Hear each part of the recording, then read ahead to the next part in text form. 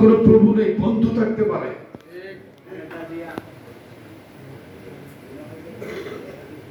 এই কথাটা জিয়াউর রহমান সাহেবের কাছ থেকেই ম্যাডামের কণ্ঠে পড়ে গেছে। কিন্তু জিয়াউর রহমান সাহেব কিন্তু একটা কথা বলি, ফারাক্কা লং মার্চ হয়েছিল, ফারাক্কার বাঁধের বিরুদ্ধে লং মার্চে পরে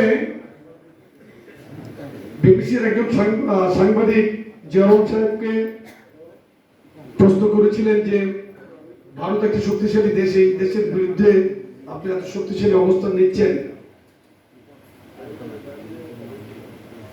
তো আপনি এটা একটা কোশ্চেন করেছিলেন, তা সাহসের ব্যাপারে জানতে চেয়েছিলেন। উনি ইন্টেলিজেন্ট মানুষ ছিলেন। জিয়াউর সাহেব বলেছিলেন দাঁত কিন্তু অনেক শক্ত, দাঁতের ভয়ে কি জিহ্বা তার কর্মকাণ্ড বন্ধ রাখে? সুতরাং বাংলাদেশ ছোট দেশ হতে পারে, কিন্তু কাউকে অন্যায় ভাবে চাপ দেওয়ার মতো পজিশনে কখনোই ছিল না। বিএনপির আমলে কখনোই পার্শ্ববর্তী রাষ্ট্রের কাছে নতজানু পররাষ্ট্রনীতি বিএনপি গ্রহণ করে নাই, করেছিল করে নাই। এটাই বিএনপির বৈশিষ্ট্য।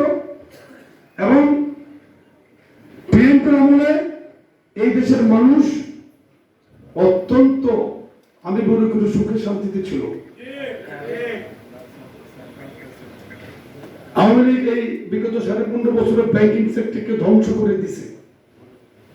25টার মতো ব্যাংক পারমিশন দিছিল। আর বিএনপি 2001 থেকে 2006 একটা ব্যাংক পারমিশন দেয় নাই অর্থমন্ত্রী সাইফুর রহমান সাহেব। দেশের অর্থনীতিকে বুনিয়াদি শক্তিশালী করেছিলেন।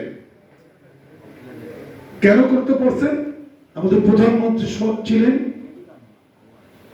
ওনার সততার কারণে দেশ এগিয়ে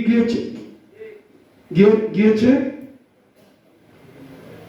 শহীদ রাষ্ট্রপতি জিয়াউর রহমানের আমলে বাংলাদেশ থেকে ম্যানপাওয়ার বিদেশ গেছে প্রথম, ফ্রোজেন ফুড প্রথম গেছে, গার্মেন্টস এক্সপোর্ট হয়েছে। জিয়াউর রহমান সাহেব সৌদি আরবের আবহাওয়া উপযোগী গাছ নিয়ে বাদশাকে উপহার দিয়েছিল, নিম গাছ, যেটা সৌদি আরবে বলে সাজারাতুল জিয়া, মানে জিয়া গাছ, প্রচুর নিম গাছ আপনারা সৌদি আরব দেখতে পারবেন।